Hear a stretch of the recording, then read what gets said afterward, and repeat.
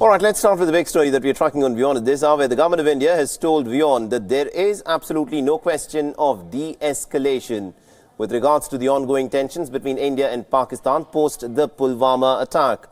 Now, replying to a question by Wion's correspondent Siddhant Sibil, the spokesperson of India's Ministry of External Affairs, Ravish Kumar, said that it was Pakistan which actually escalated the matter in the first place and that the Indian strikes at Balakot were necessitated by Pakistan's lack of action on perpetrators of the Pulwama attack. Listen in.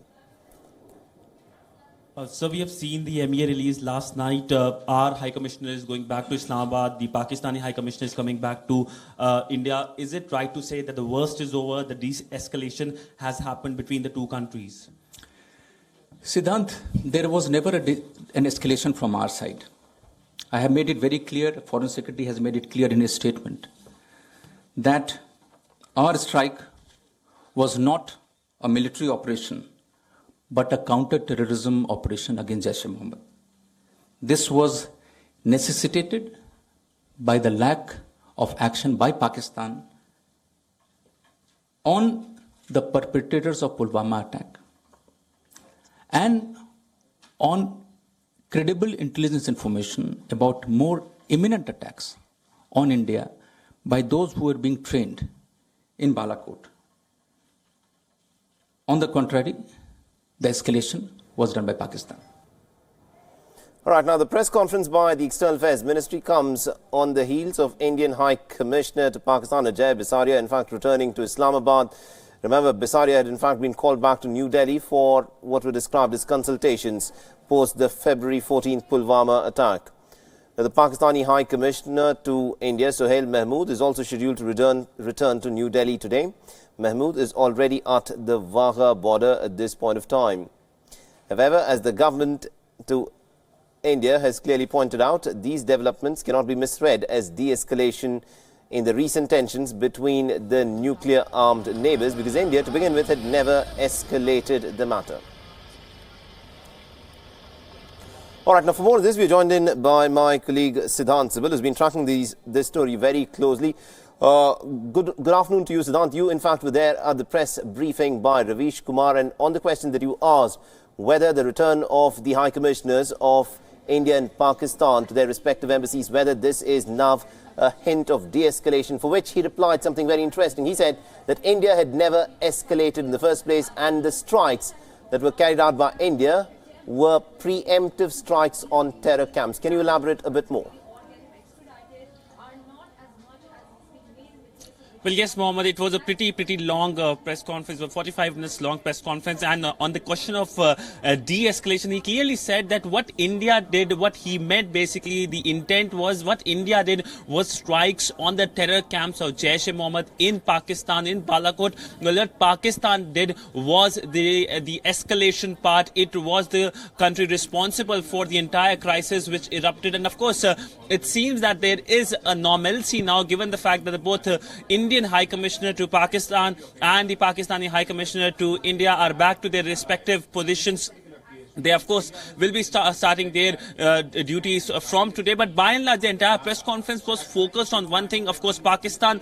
The focus was on the action taken by Pakistan in last few days. We have seen Pakistan taking a lot of people under preventive detention. That was clearly dismissed by the External Affairs Ministry. Are calling Pakistan for a naya action, calling for a new action, right. Clearly talking about the new Pakistan, which Imran Khan has been speaking about, the new Pakistan, the naya Pakistan. So on that lines, the Indian External Affairs Ministry reacted, saying that we want a naya action. Absolutely indeed, Siddhant. Do continue to stay on with us, because there were several things that were enunciated by Ravish Kumar in that press conference. And one of the other issues that the Ministry of External Affairs has confirmed is in fact the shooting down of a Pakistani F-16 fighter jet using an Indian Air Force MiG-21 Bison during the aerial engagement on the 27th of February. Addressing the media, Ravish Kumar, the MEA spokesperson, said that there are eyewitness accounts and also electronic evidence that establishes that one F-16 used by the Pakistani Air Force was indeed shot down by India's MiG-21 Bison flown by Wing Commander Abhinandan Varthaman. The MEA has also raised questions over the terms and conditions of the use of the F-16 by Pakistan and has asked the United States to examine if there have been any violations in terms of how Pakistan was able to use one of these American-manufactured F-16s in what was clearly an act of aggression against India. Now, Ravish Kumar further said that why has Pakistan gone to such great lengths to in fact deny the use of F-16s? Listen in. There are eyewitness accounts and electronic evidence that Pakistan deployed F-16 aircrafts and that one F-16 was shot down by Wing Commander Abhinandan. Evidence of the use of AMRA missile, which can only be deployed on the F-16 with Pakistan, has also been shown to the media. Pakistan should explain why it continues to deny that its F-16 aircraft has been shot down. We have asked the United States to also examine whether the use of F-16 against India is in accordance with the terms and conditions of sale. All right, Siddhant, if I can now come to you on this, because this was a point that was, reiterated. It's also been said in the past. Pakistan did indeed use an F-16 fighter jet in what was only an act of aggression against India, because there's no other way in which Pakistan can in fact try give a spin to what it did. Now, at this point of time, the India's External Affairs Ministry has also said that the United States will have to look whether there was a flouting of rules in terms of Pakistan having used the F-16. Well, yes, we have seen comments coming from the Pakistani side and clearly indulging in misinformation. And for that, we have seen the Indian External Affairs Ministry as well as the Army issuing releases clarifying it, whether it's the Sukhoi or whether it's the two pilots. They were talking on the first day itself on 27th when Pakistan indulges in that misadventure, launching those strikes on Indian military installation. But on F-16, we know that India has already shared the information with the Americans. We have seen reaction from the State Department saying they're investigating the matter. They are looking for more information, and of course that is the only thing that the US State Department has said. That by and large, what Ministry of External Affairs said was not only clarifying but also countering the disinformation and propaganda which Islamabad has been indulging, and the big confirmation also on the on the fact that our defense personnel was responsible. He was the man who shot down the Pakistani F-16, which of course fell on the Pakistani occupied Kashmir, and which has been hidden from the media glare, that because it shows that Pakistan had much to answer on that shooting down of its F-16 by a MiG-21, which is in a sense it's a great achievement. It's like Russian built Soviet era plane shooting down one of the most advanced planes in the planet right now. Many countries are using it, but by and large, big confirmation on that part. Absolutely, and the fact that, India has put out evidence, it has shown the shrapnel of the AMRAAM missile that was used by Pakistan to strike, one of the targets in India. That's been put out by India. Has India hinted at any sort of an indication that it wishes to take up this issue with the United States as well, because it was essentially a US-manufactured weapon that was used against India? Well, India has already shared the evidence, and India has already taken up the entire issue with the United States. It's up to Washington now to take any punitive action against Islamabad for use of the F-16 against India in that misadventure. And we do expect some kind of development in coming weeks, because we know that the State Department has reacted not only to the media, to the Indian media, but also on an official press briefing just 2 days before this briefing. But by and large, it's a very serious issue, because this F-16 was given by the Americans to the Pakistanis for counter-terror operation, not to be used against its neighbors. And this, of course, is violation of the details with the contract which was signed with the Americans. So this is something that Americans are really looking into, and this can lead to the defense deals or agreements between the Americans and the Pakistani going towards a downward trajectory. Absolutely, indeed, Siddhant. Do continue to stay on with this, because the manner in which Pakistan is, of course, trying to show off what has happened in the aftermath of the Pulwama attack, that is the kind of propaganda war that it is indulging in. It has so far claimed that it has shot not one, but two of India's aircrafts during the aerial engagement. Now, the Ministry of External Affairs, however, has categorically denied Pakistan's claims and has asked for video evidence of the second aircraft that it still persists in stating that it shot down belonging to India. Listening. A false narrative of the events of that day. The statement made by our Indian Air Force is in the public domain. Only one aircraft was lost by us.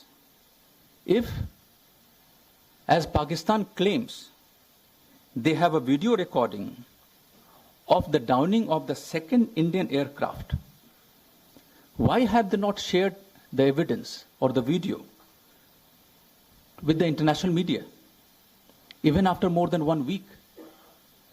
Questions should be asked to them as to where the fuselage of the aircraft is and what has happened to the pilots. All right, so that was in fact the statement that was given by Ravish Kumar, the spokesperson for India's Ministry of External Affairs. Now, Siddhant, the other issue that I need to talk to you about is the talks on the Kartarpur corridor. These will take place as scheduled. And also Ravish Kumar there highlighted that, it is important to hold the Kartarpur talks because they actually are to do with the sentiments of the Sikh community, and there is no reason as to why that needs to be put on the back burner. Well, Wion had confirmed that the Kartarpur talks will take place, come what may, not today, but a week ago when the tensions between India and Pakistan was very much high, just a day after the Pakistani misadventure in the Indian state of Jammu and Kashmir by launching those strikes on the military installation. That was to happen, and we saw how the Pakistani came out with a release saying that they will be sending a delegation to Delhi and they will be sending their envoy back. But what we saw, a release coming from Indian side also on the operationalization of Kartarpur talk, in which India said that the talks will happen at the Attari-Wagah border, and we saw the External Affairs Minister spokesperson clearly saying that these relate to sentiment of a community. These talks cannot be cancelled, but this does not mean that there is a full-fledged conversation or dialogue happening between India and Pakistan. These talks relate to sentiment of the Indian citizen, the Sikh community especially, and this should not be mixed with the entire talks which are being discussed, the comprehensive dialogue between India and Pakistan. But one thing which should be noted is the fact that India has clearly shown the door to Pakistan when it comes to talks. These talks Pakistanis have been claiming were to happen in New Delhi. We saw the statement by the Pakistani foreign minister himself that we will be sending a delegation to Delhi. But what New Delhi did was to make sure that these talks takes place at the Attari-Wagah border, and that means clearly showing the door to Islamabad. In which Ravish Kumar in fact hit out at Pakistan for not allowing journalists to visit the site of the Balakot strike. Remember, Pakistan initially had said that the world media is in fact welcome to actually come and see for themselves the damage that the Indian missile strikes had caused. But now they've of course turned back on their own words, and they have not given access to the World Media Agency and also to Reuters, which remember recently had come up with this picture of the amount of damage that was done to the seminary on the Jabba top. Listen in to what Ravish Kumar had to say on this issue. You see, the fact that Pakistan has now refused access to journalists from visiting the site, it means that they have plenty to hide. So this initial bravado that everything is open, please come and visit, that has disappeared. But on the technical aspect which you have mentioned, you see, as to what has happened on which missile, etc., I can only say that we are absolutely confident that the strikes on Balakot has been successful and achieved the desired objectives. Foreign Secretary has already spoken on what we have to say about this, and beyond that, there is nothing further which I have to add. All right, Siddhant, if I can bring you in on this, because this is also, besides the tensions between India and Pakistan, this also was an information war in terms of what had actually played out. And Pakistan originally had said that they invite world media to come and see as to what was in fact hit by the Indian airstrikes. And later on, they've in fact gone back on their own words. And Reuters one of the media agencies that in fact released images and said that not much damage had been done to the seminary at the top of the Java top. Even that has not been able to access the area where the missile strikes were carried out. But Wion, of course, was at Java top. If you could elaborate a little bit more on that. Well, in fact, Mohammed, our reporter there in Pakistan was one of the first person to go to that location, but even he was not allowed. He was also barred to go to that certain area where the Jaish-e-Mohammed camp is located. And now we are getting reports of how international media is barred from going to that area. But it's part of the propaganda game which Pakistan has been playing since day one. And propaganda comes very handy for the deep state in Pakistan. They were very keen to portray it as a victory, and they have been able to thwart any kind of attempts by India, but they are hiding so many things that someday someone is going to raise that question. The question have started to already being posed by the Western media. It's high time that the Pakistani media, they raise these questions that why that area is a no-go area. And we saw how Pakistan was so keen to play on the propaganda that they allowed a UN environment team to go to that area to find out the number of trees that have been damaged, but they did not allow visa to the UN ombudsman who wanted to interview Hafiz Saeed as part of the UN delisting process. Right. Ultimately, he was not delisted, but by and large shows the hypocrisy in which Pakistan has been indulging in.